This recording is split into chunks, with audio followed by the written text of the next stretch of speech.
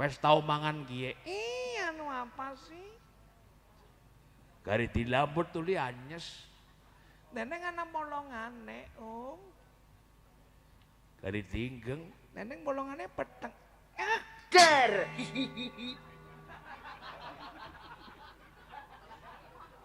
Amit-amit jabang bayi dereng suarane menungsa. Tarik meletuke ya rampung gunung. Oh alah. Anak-anak bayi barisaning denawa. Jabang bayi. Sengit banget. Ngapa-ngapanin jelei banget. Oh anaknya nusul. Amit-amit jabang bayi bocah sapa metunggili rompian ora katokan. Oh cekelane sompret. Cara-carane men kaya seniman carane. Apa bocah kaya iki duwe ketayengan ya. Gumun kok. Jajal. Oh cekelan sompret. Oh ditabuh.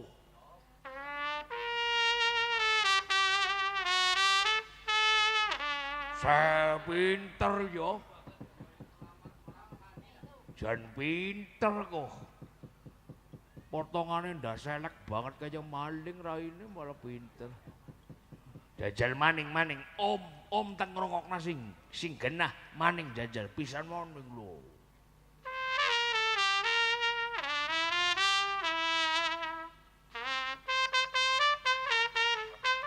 Saya pinter yo. Jan temenan, modern kok. Jan modern kok. Jajal maning sing mandan suwe nyong kepen ngrungokon lho. Kaya ngapa jajal. Terus.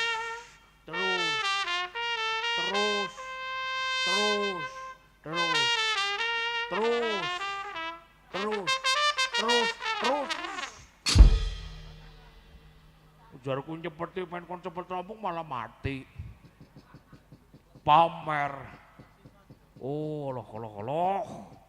Kena kekuatannya sompret gede nang ambek kon pamer. Andel telaka ya abuh. Kaya wong gandongen. Oh, balik gede dibelau. Oh, bapakane nusul. Amit-amit jabang bayi, bapaknya petinju yang aneh ya. Oh, toplo temen raine kok. Petinju carane, wes. Gas, temenan gue. Raine ya kayak supir elep pokoknya.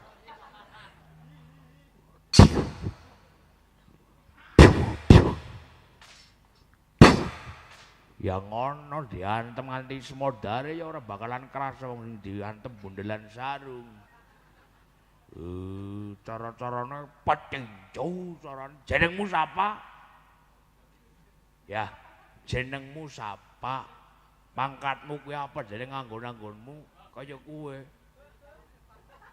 Jajal ngaku jenenge sapa? Wong ngger pinter tek melok nang karnaval.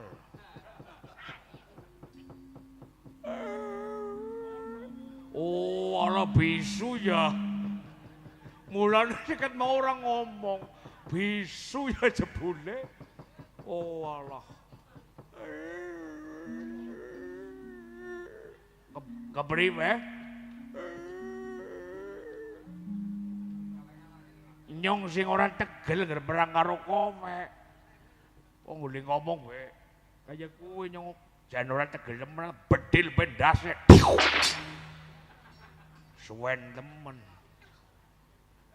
Rampung, Mbok. Pokoke. Oh, bojone nusul. Sing lanang petinju ya dobel nyupir. Bojone sinden. Ya jan temenan. Mbayakan cekelane mik karo HP. Jan seplere dan ayu ning ya bojo buta kok ayu ya. Jan ning ana siunge mong lah. Jumbutan ana siunge mong ayu-ayu aja ana siunge nggon pinggir. Pinggir lambek. Nyereng ngenges ya medeni. Ngali aja nang kene lah. Nyongger ketemu karo bangsane merek napes temenan. Yakin temenan. Ngali aja nang kene lah. Arep digaya ngapa gen aku panggonanmu nang tengahe ngalas. Udu nang kene udu ngali aja nang kene lho. Jar kukuh delep temen kon ngali, Bek. Ki sing wedon ya pada bisu nek. Nyekel lempik masa bisu. Selendang biru.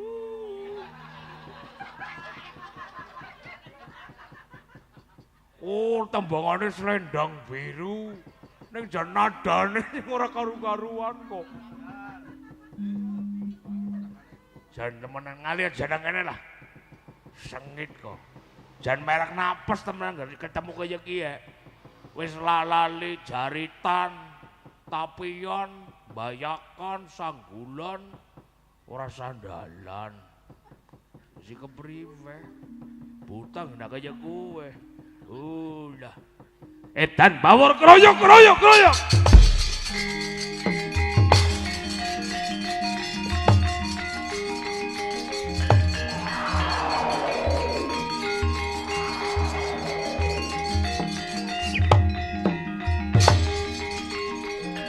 Ora dituwane iki surat dadi.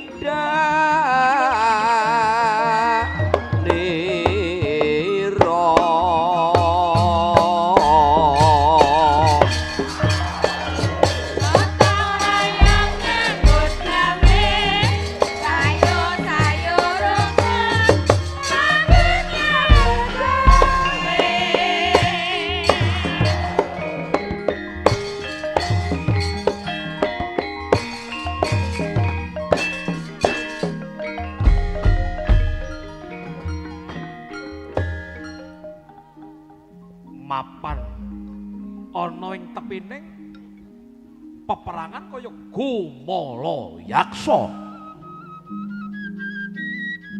Menika ratu saking kraton Kutha Giriprunggu Prabu Sasrawana bergadak raine kaya kembang mora-maribang, lambene menter-menter abang kaya sisiking ula puspa kajang, minggis siunge kaya landheping trisula, kaya garangan ngidik-idiki sawung, mripating menteleng kaya mripating bandeng, mapan sinidikara kaya Gumala Yaksa, ngandelna tekad gedhekaken kapercayan, manter pamujine nganggo aji siung brojo. Aji siung brojo gawat keliwat-liwat wingit kepati-pati, geget mungsuh luput katuranggane geseng ora kena dikukup kuandane dadi dep-dep pengamun-amun. Dewa kowe ora wani apa mening menungsa, kaya tiwas ketrima penyuwune, ora ana bandingane. Lamun jalma kanggonan ketrima, wong bejotan kurang marga, wong apes mboten kena-kena. Bebasan sak liping mripat saglewanging godhong pari rumasuk. Daya kekyatan wisa-wisaning brojo ning ragane Sasrawana geter ragane. Nuwake hawa benter hawa panas. Kang panase pitung-putungan.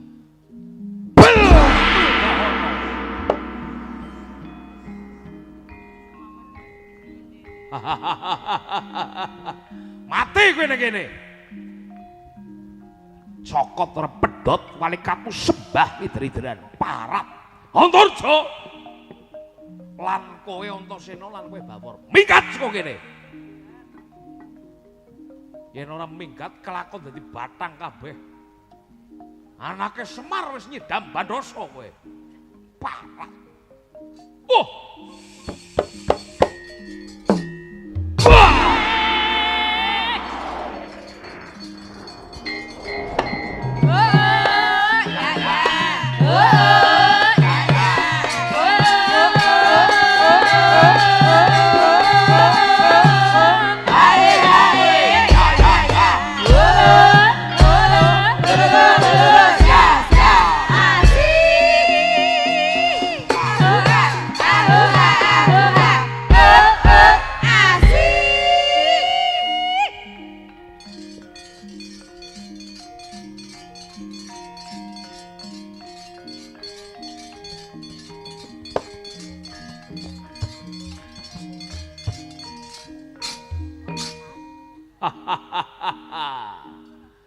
Antarja.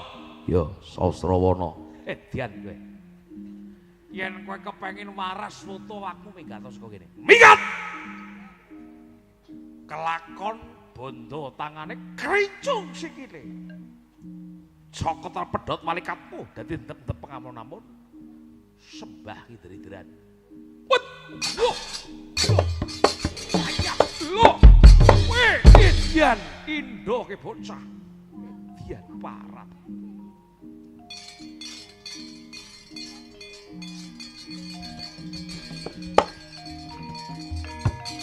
Mati kowe. Aduh.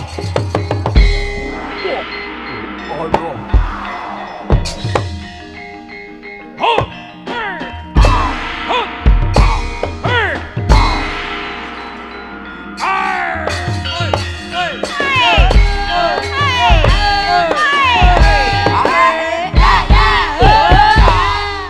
Mutiar kowe.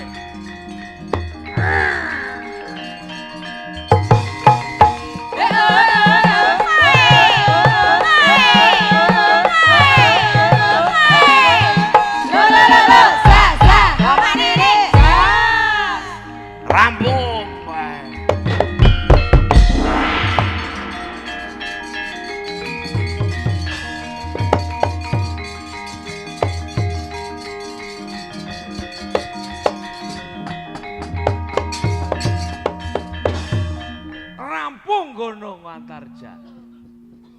Ora murung ngrungkepi bumi. Kena daya siung brojo. Kadigdayan kasaktenipun panjenengan. Sasrawana. Inggih, Bapak. Ngelembarah ngrungkepi bumi kena daya kekuatan kula. Aji kula siung brojo. Oleh-oleh ipun ingkang putra saking Gunung Jamurdipa. Rikalanipun kula tapa brata maksud Dewaraga wonten mriku. Ingkang gawat kelipat-lipat awet siung brojo menika ketetesan darah ngalengka. Boten wonten tambanipun. Jujur. Rampung gunung. Ora mung Antarja Antasena ya dicokot, kudu dicokot. Kudu dicokot. Antasena dicokot, Bawor uga dicokot. Aja mung Antasena tok Antarja tok, Bawore dipateni. Inggih, inggih. Oh.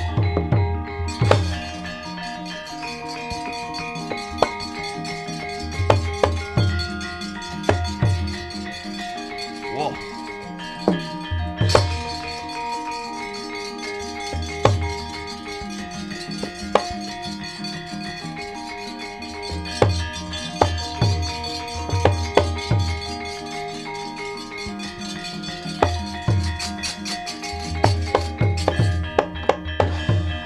Pangribawane daya kekuatane Aji Siung Brojo sing ati-ati ndarane lena pangendaning panjenengan luput katuranggane geseng dadi areng temenan ya yen to kae nganggo Aji Siung Brojo aku nganggo Aji Upasanta ya padha-padha nuwake dahana.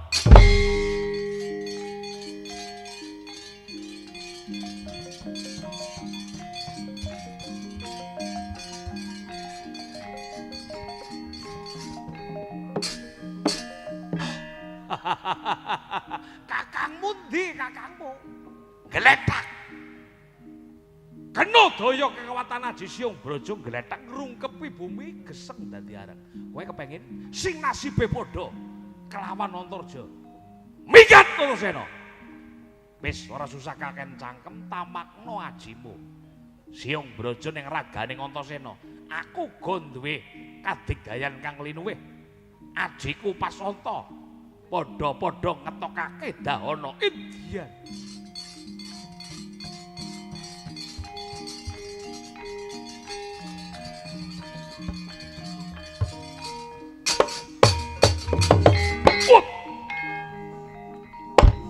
Wah! Wah, ayo. Ora apa-apa iki. Lho.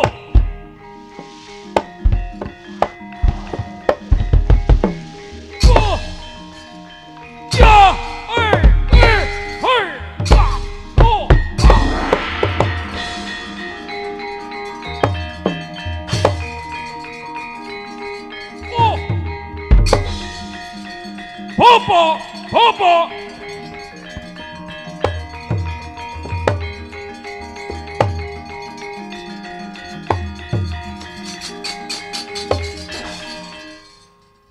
Antasena mboten tedas kula cokot Siung Brojo apa? Pripun? Padha-padha namakake Aji Upasanta. Padha-padha ngetokake geni. Mboten tedas. Buseh.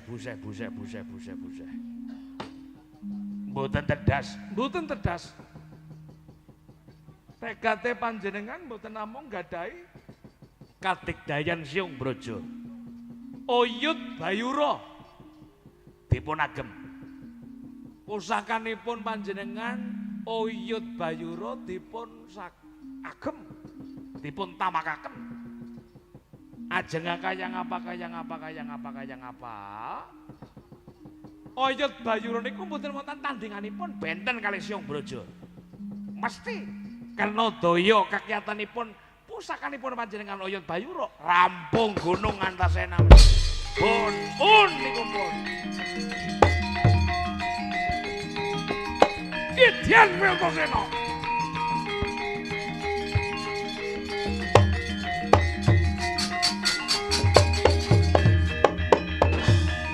parat jenenge kowe. Aja kowe girang gumuyu, aja kowe seneng, aja kowe buka. Arepmu dikaya ngopo aku ora kangelen perjaya mati kowe. Ya. Leno pengendamu cedak kowe kelakon tek grayang pusakaku Yud Bayura ora brodoli ususmu jebol wetengmu sembah diri-diri. Oh. Oi.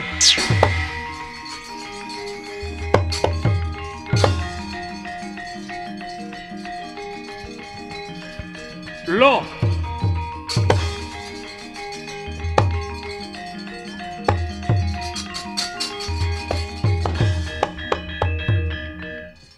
Bima Palguna amruh sekaring entaya alone gulung-gulungan limbak naga Batnawa jagat dewa Bathara jagat. Loh, iki kok malah nganggo pusakane Sasrawana ngantemake Yud Bayura. Waduh, yen kena bumi, bumine bengkah. Nobrok apa wae mesti jebol. Awit kekuatane Yud Bayura ingkang magila-gila. Waduh, Bawor, Indra Bawor, aja gemampang. Indra Bawor.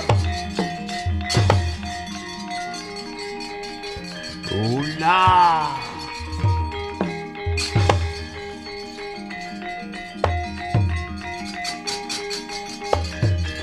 Kocapa Ki Carobawor mboten ngertos. Bantere Yud Bayura tunjem ning hanggane Ki Carobawor sirna Margalayu. Bunda Artana.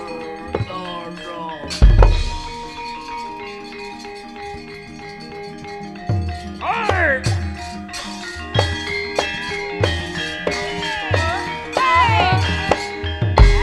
Mutiar kowe. Oh.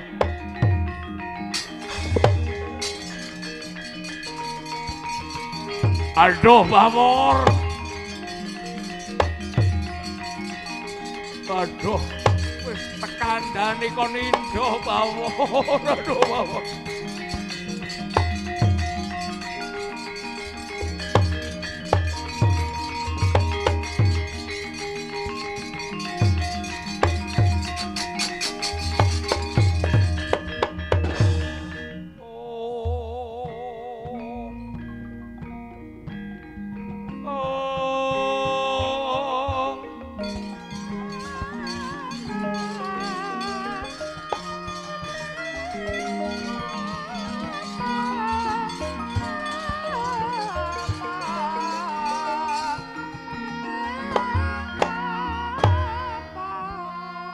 Daya kekuatan ingkang ampuh linuwe pusakaning Prabu Sasrawana tunjem ning hangganing Ki Carobawor.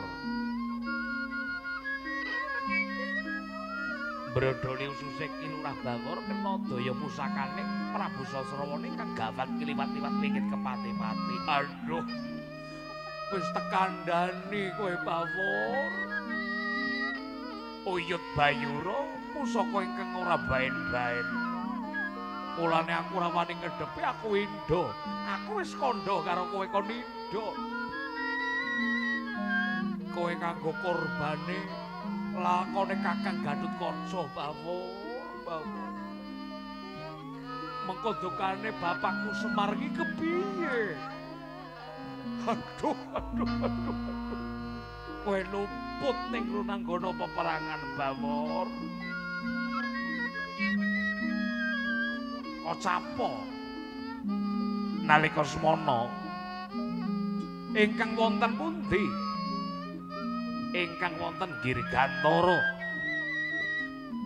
Sang Hyang Bathara Wisnu ingkang oncat saking kasuwarganing Prabu Kresna.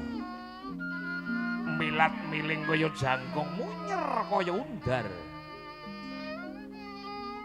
Priksa Ki Carobawor tumekaning sirna ingkang dereng titi kala mangsa. Tegesipun saged waluya jati. Bathara Wisnu ingkang oncat saking kasuwarganing Prabu Kresna mlebet wonten ragane si Bawor urip padha saknalika Bawor.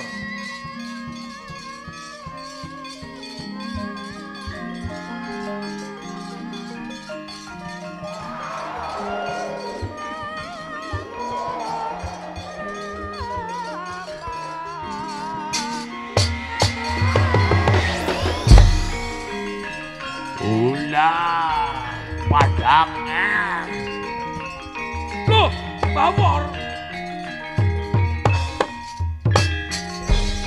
loh kowe ora mati Bawor kowe si urip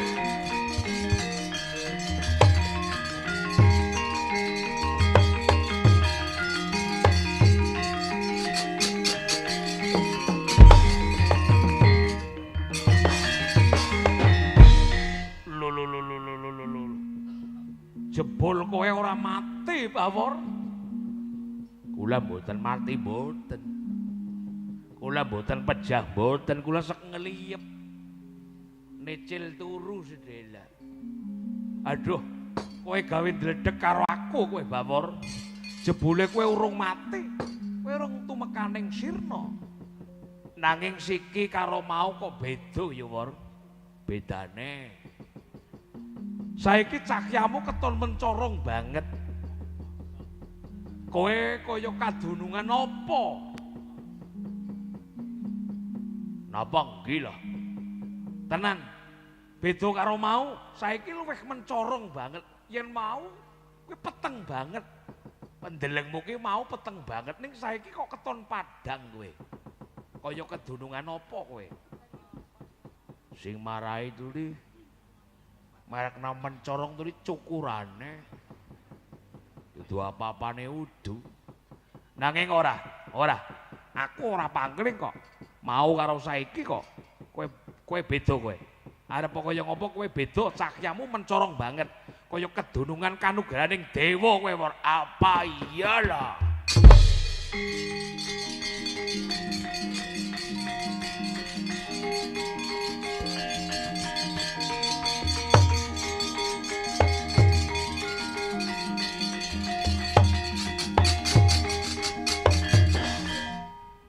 Kula nggih ngrasa janan nggo mikir kok padang banget. Kula nggih tayang mabur. Lho, kowe bisa mabur, saged mabur kula. Mosok mboten pitados jenengan apa enggane ndara Garut Kacathok sing bisa mabur, Bawor tayang mabur nggih, delengi nggih.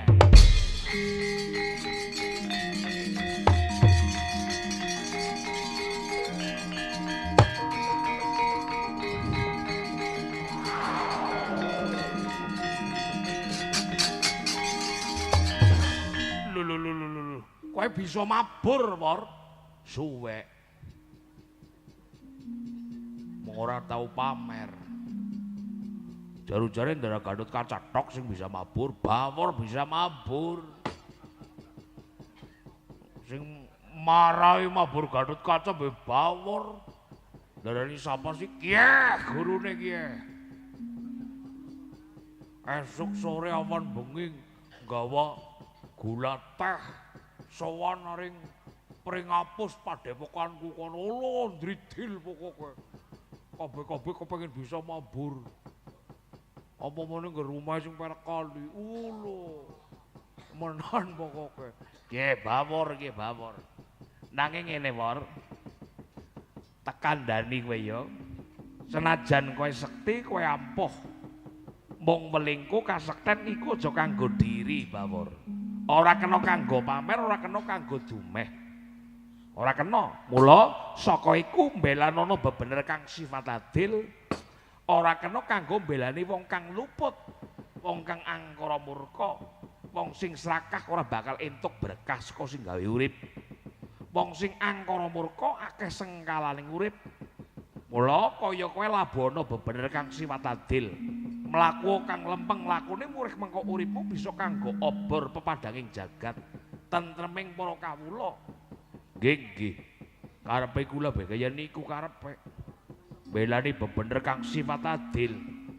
Nyingkirna watek dur angkara murka. Ya Wor, bagus. Awit apa? Jaman saiki golek wong sekti kuwi akeh. Golek wong pinter kuwi ora kurang. Nanging golek wong sing tanggung jawab, golek wong sing jujur kuwi angel. Golek wong pinter jeprah, paribasane saben padon kuwi ana, apa maneh jaman saiki. Nanging golek wong sing tanggung jawab, golek wong sing jujur kuwi angel. Mula jujur atimu tanggung jawabno marang karepmu, le bakal nglakoni bebener kang sifat adil. Senajan kowe iki wong cilik ning kowe bisa kuncara. Merga apa? Merga saka lagat lagumu. Mula ana tembung ajining diri saka lati, ajining raga saka busana. Wong urip iku goletana jeneng aja golek jenang. Ana tembung gajah mati ninggal denta, macan mati ninggal carma. Menungso mati ninggal apa? Ninggal jeneng. Nek jenengmu wis elek, mengko tedak turunmu sing nggo korban. Mulane kowe iki kudu kebak pangati-ati, Bawor. Saiki lakumu sing bener, sing jujur, sing teliti. Lakumu sing aja nganti nyimpang saka bener. Niscaya mengko kowe bakal kondang kaonang-onang. Tur tedak turunmu bakal run temurun mesti bakal kondang kaonang-onang. Mung merga saka apa? Saka tindak tandukmu kang bener ingkang bisa marai leburing asma kang ora apik. Oh nggih kesuwun. Jan kula kencengi niku pokoke. Hitungane ndarantasine jero banget yo. Jan nggih lah nggih. Yo bagus Wor.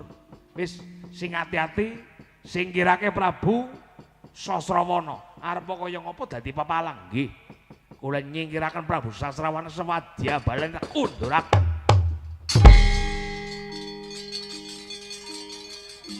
Welingku aja diri aja dumelu. Nggih lah.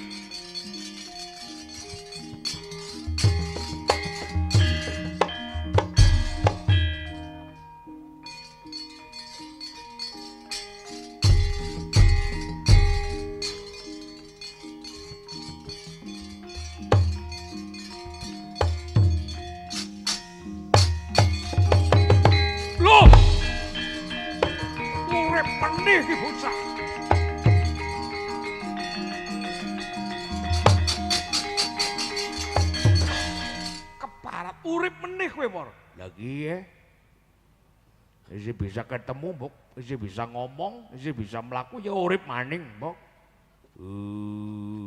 Lah, ora mati. Sorry, mati si panganan apa? Nah isi sehat waras. Kaya kiye, Mbok, diarani mati. Jaru-jare Bawor rampuh. Anake Sapa dingin, Semar. Dewa Kiring ora kemenangan. Jaru-jare edan. Kowe sing bisa urip maneh kena daya kekuatanku pusakaku ingkang magilo-gilo kowe urip maneh lha kiye kok ujar-ujare Sapa nggih nyok temumpang nggih Mbok gara ora temumpang lah kowe nyong mati dadi medhi dina nyong temumpang nggih Mbok temumpang oh iya aja salah mlebu bumi nyong teles loh Bawor jare-jare, lho sakti kowe. Suwe kena ora tau pamer. Ari nyong saktine si sakti mung ketutup karo kahanan. Dadi pada orang ngerti Bawor sakti ki ambles bumi, mabur ya teles. Lho. Jare nyong si ora duwe untu kon nyokot ya nyong bisa. Edan. Gawe wirang aku kowe. Oh. Lho, Bobo. Aja Melayu Sasrawana. Bobo.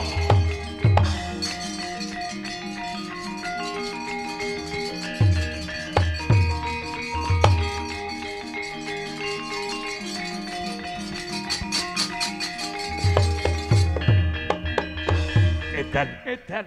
Antasena wedi. Kula ngasta Yud Bayura. Bawor tunjem manggane urip maneh. Pripun iki Bapak? Buseh.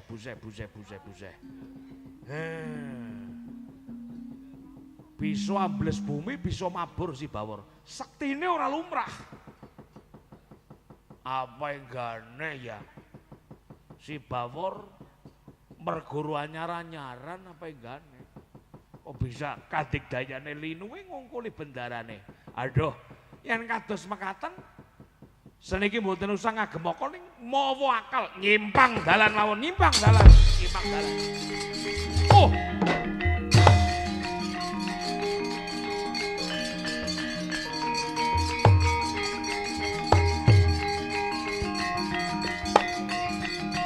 Sutejo.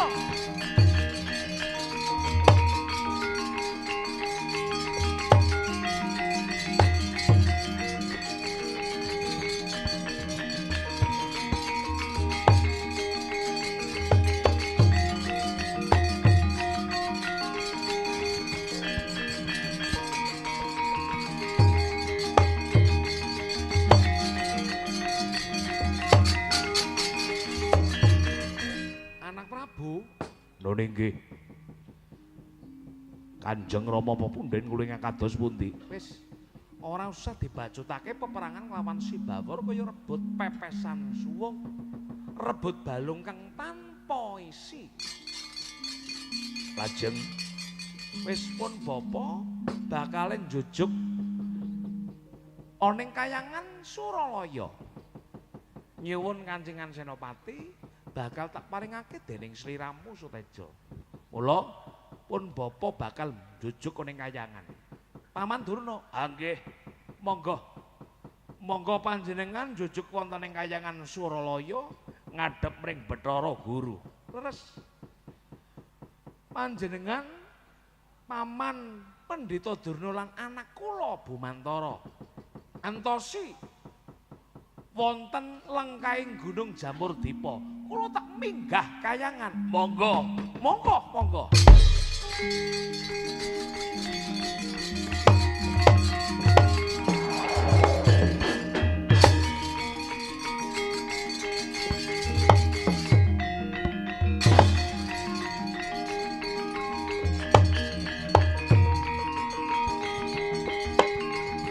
Bawor.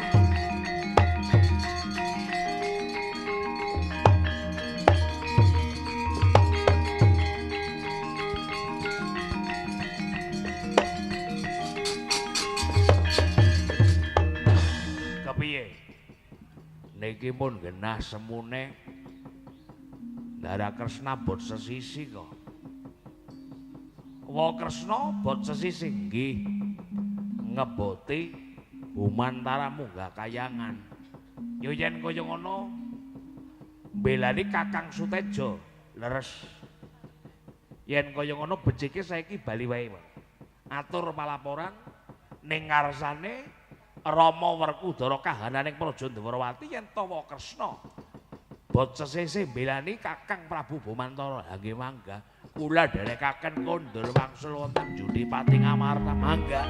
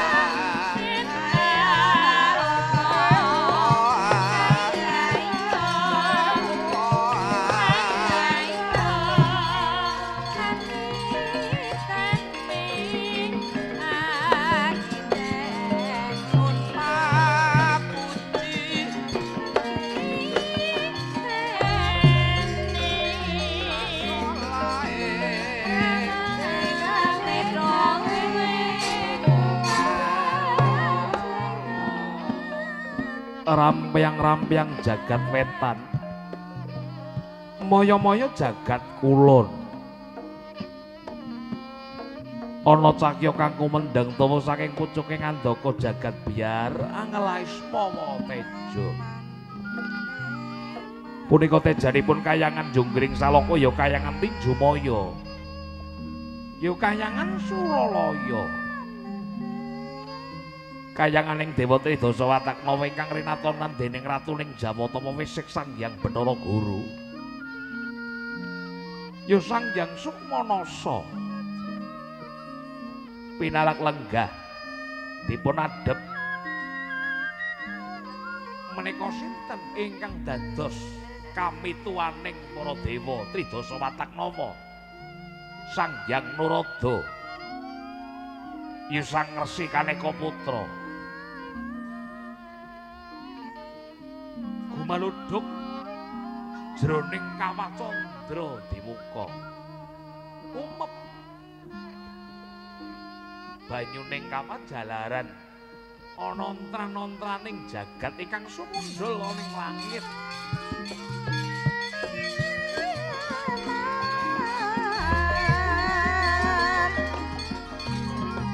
Sekar pisan-pisan sesan dening karya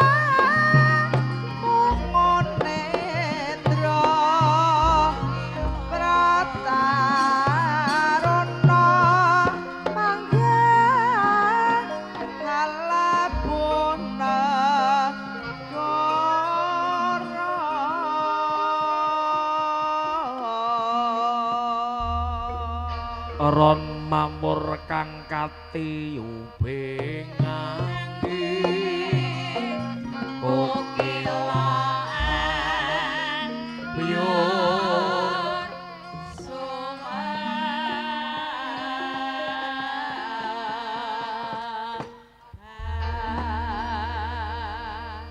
ngawi lagi ngawi gena sekaring bawana langgeng rawuhipun Kakang Narada kula ngaturaken kasugengan Kakang Narada Kakang. Galenjung warudayang ditegor ngewong sapa sing duweni. Nuwun sewu. Nuwun inggih Adi Guru. Atur Adi Guru sampun kula tampi asta kalih kula pundi. Wonten ing mustaka Mugi dadosa jejimat kula Adi Guru. Kula aturi lenggah Kang prayogi Kakang Nurada Kakang kawula nuwun inggih. Kakang Nurada kawula timbali mriki mboten tasanes badhe ngrembak gara-garaning Suralaya Kakang. Menika wau wonten menapa Kakang Nurada Kakang ingkang dadosaken gara-garaning Suralaya mriki sumundul wonten ing kahyangan galenjong. Nuwun sewu Adi Guru. Gara-gara ingkang wonten ing Suralaya menika namung keprabawan saking Wahyu Kancingan Senopati. Ingkang dereng lolos saking makurunganipun medhap wonten ing Madyapada. Lho ing mangka menawi kula permati ari palenggahan sak menika Wahyu Kancingan Senopati kedah medhap wonten ing Madyapada Adi Guru.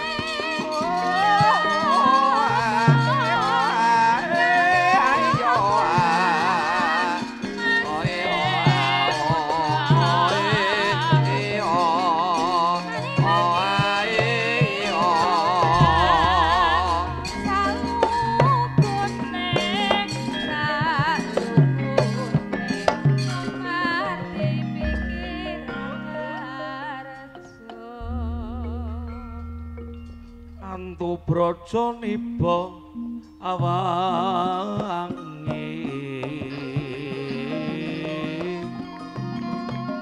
ana dewa langjak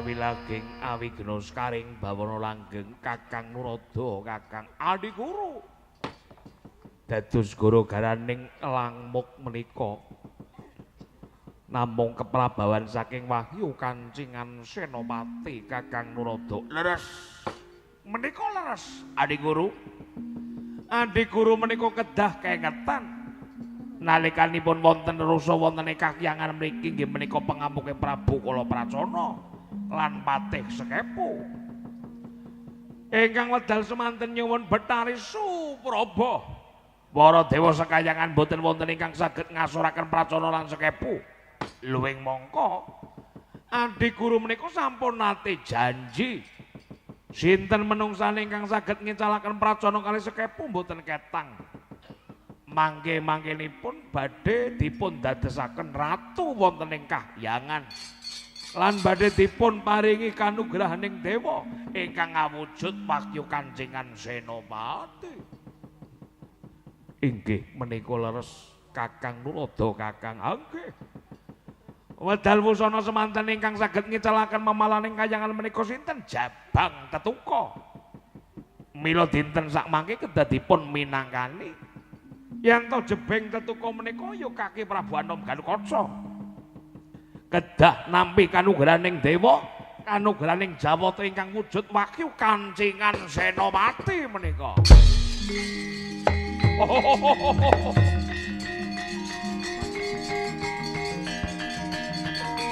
Rama Mukulun kula ingkang sowan Rama.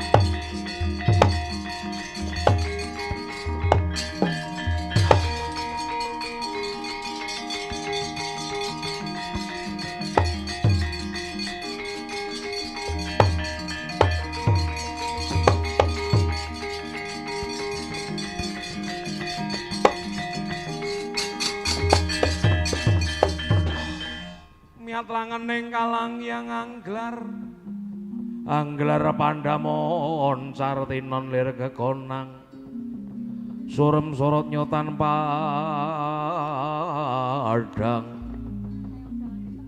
ungawi laging awi genos karing bawana langgeng Kresna titah ulun mboten krentu kula menika titah pujangkara ingkang maraksuwan wonten ngarsanipun Rama Pukulun ngaturaken sembako njuk Pukulun. Iya Kresna ulun tampa karya lega tresnaning nala.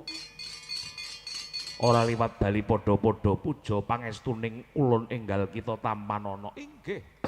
Kawula tampi kawula pundi ndadosaken jimat. Yang Pukulun rada kula nggih ngaturaken sungkem pangabekti. Iya Narayana. Wus ulun tampa bali padha-padha Kresna. Kawula nuwun-nuwun inggih Yang Pukulun. Tita Gunambaya taun janur gunung titah ulun titah pujangkara ana wigati kepiyana karep apa ora ditimbali munggah ora salin saloga ana apa Kresna matur sing genah kawula nuwun-nuwun inggih Rama Pukulun.